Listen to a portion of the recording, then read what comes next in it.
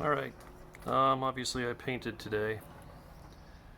It came out worse than I was expecting. I knew I'd have some runs, but I ended up just getting tons of runs. There's a drip there, there's runs up there. It's just a little piece of hair.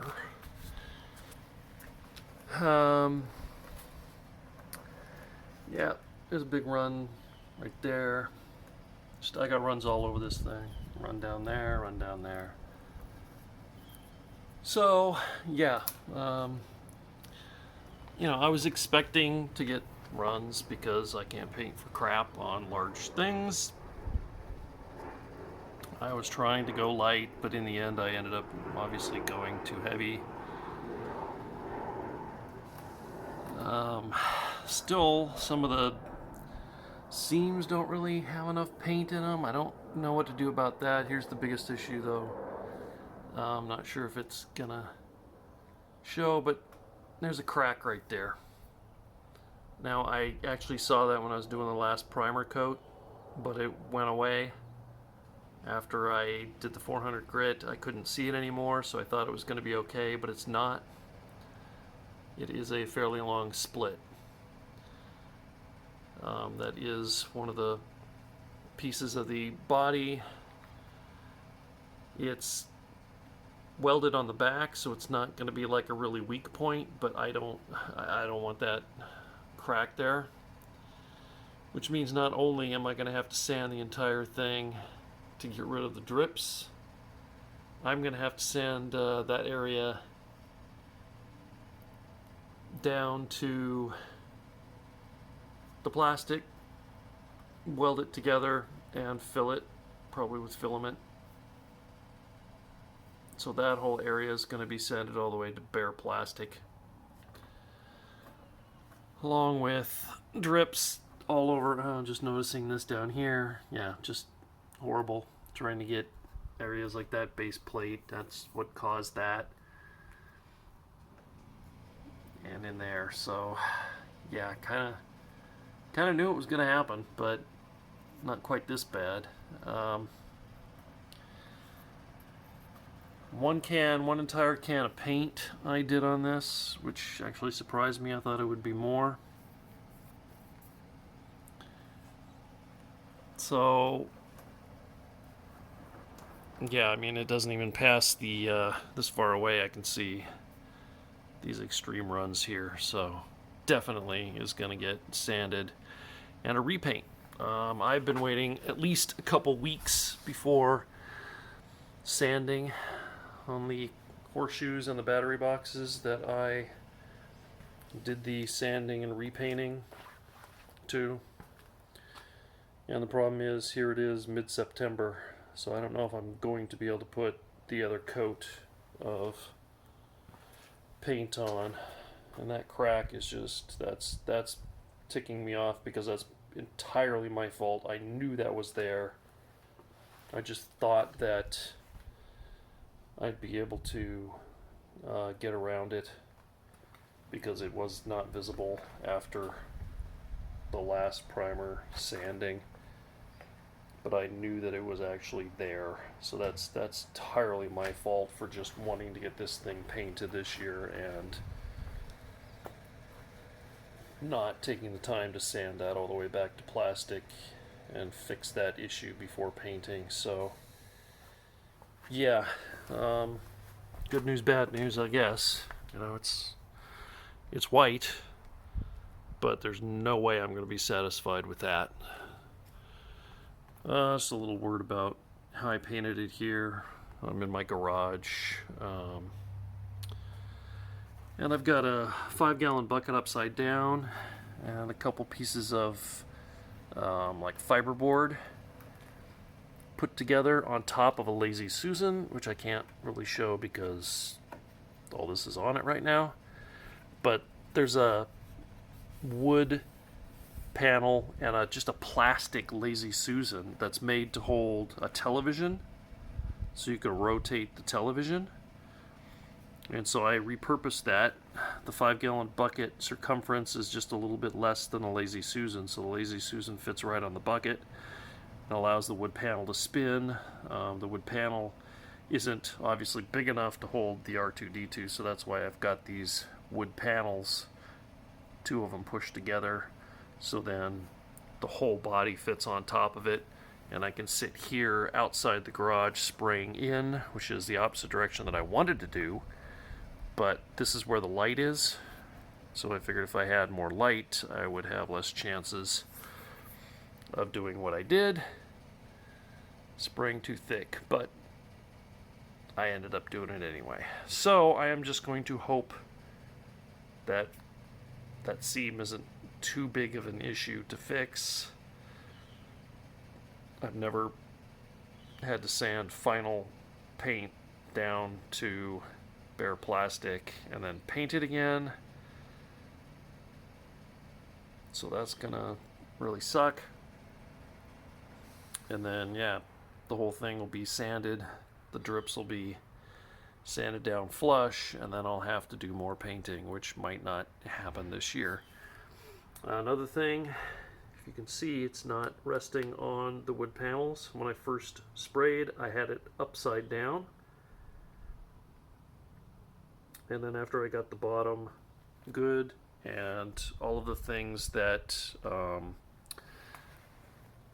needed spray paint sprayed up at them when it's in this position, I was able to spray down. So that's, you know, all these upper edges and the upper edges around here, things like that. Oh, the other big one, this ledge here that would need to be sprayed up here. When I had it upside down, I sprayed those and got those good and got the bottom good, and then I actually did a whole couple light coats with it upside down before flipping it right side up and proceeding to go too heavy and get drips.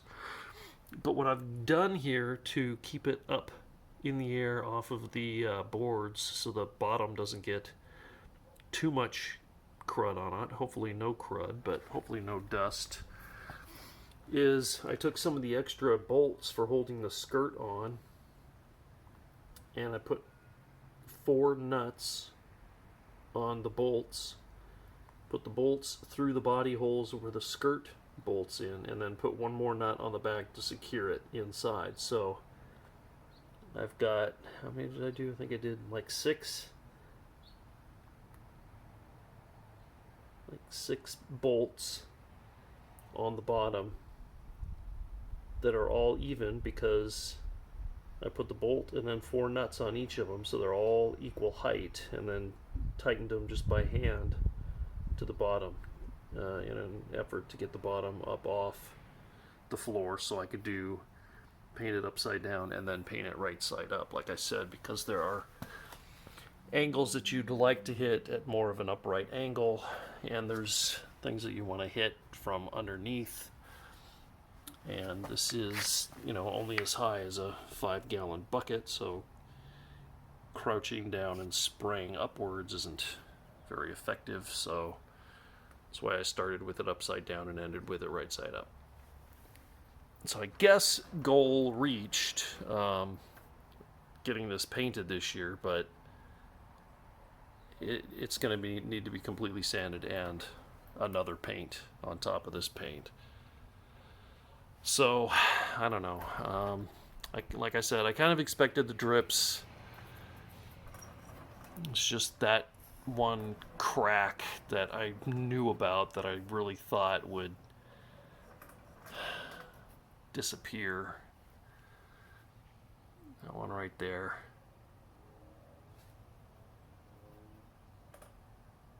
Right there. I thought was good enough.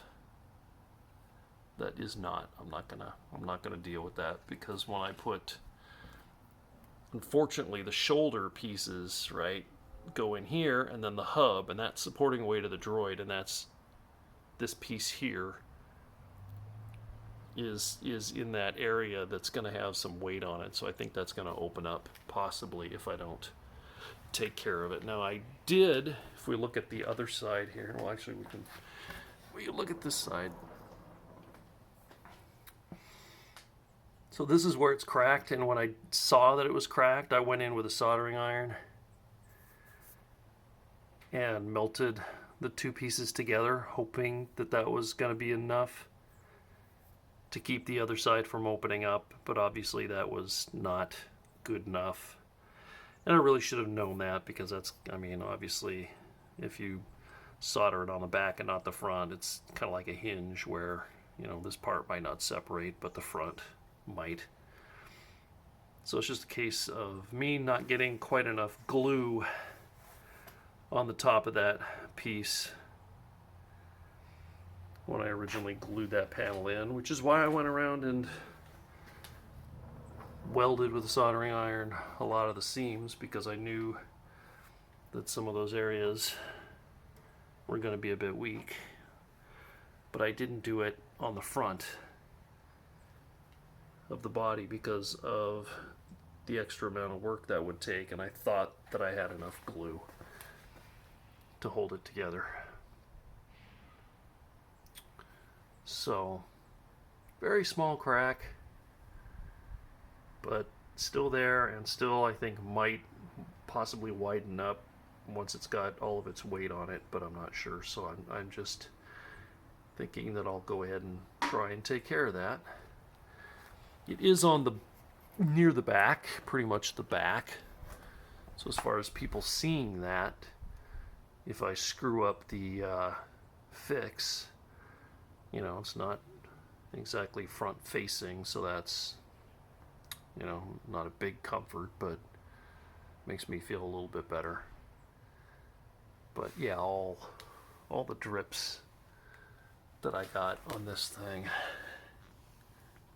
just kind of heartbreaking. But like I said, I was pretty sure that that was gonna happen when I started out.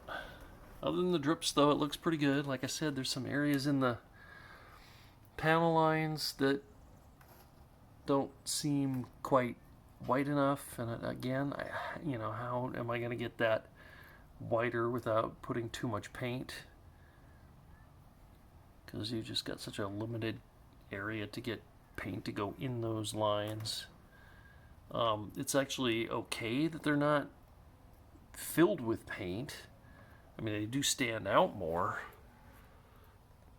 but it's a question of, they just kind of look, to me anyway, they look a bit uneven with the coverage.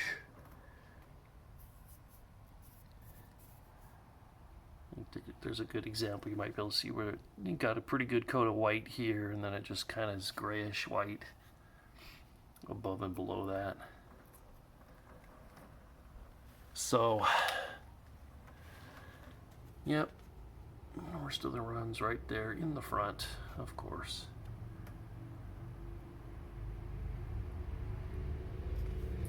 So yeah, there we go. First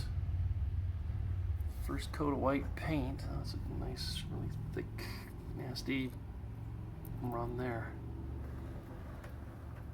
So yeah, I've got a ton more sanding and more painting in my future.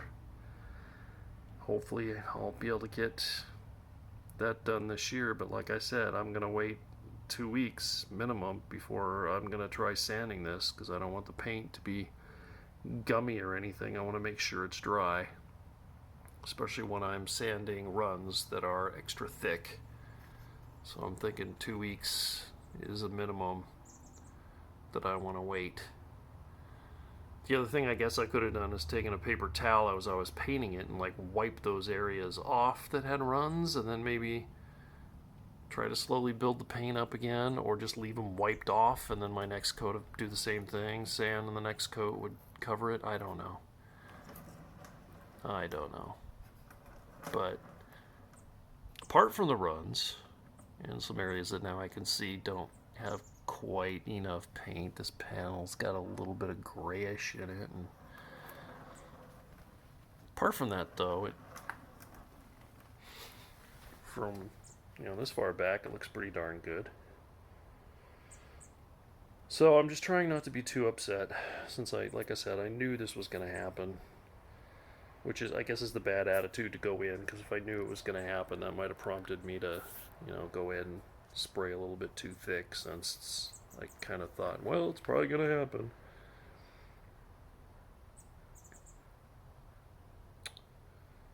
But yeah, first coat of white.